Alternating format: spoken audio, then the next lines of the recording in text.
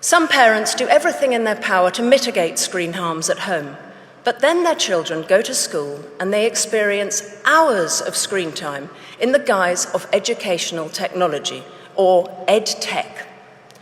Whether that's in the form of iPads and Alexa voice assistants for nursery school children, learning systems like PowerSchool in primary school, or Google Classroom on secondary school devices, who has proven that this deluge of screen education is what's best for our children?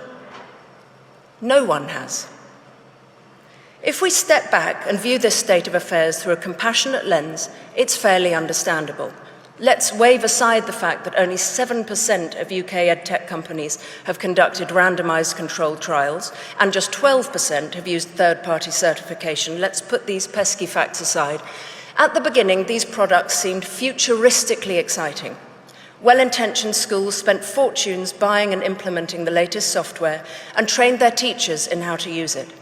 And some of the tools, like no more marking, have been helpful for teachers.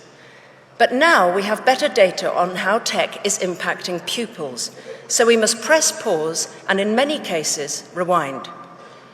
The Karolinska Institute in Sweden recently published research concluding that there's clear scientific evidence that tools impair rather than enhance learning.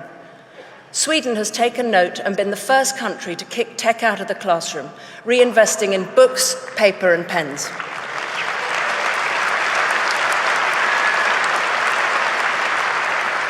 They had the courage to admit that EdTech was a failed experiment.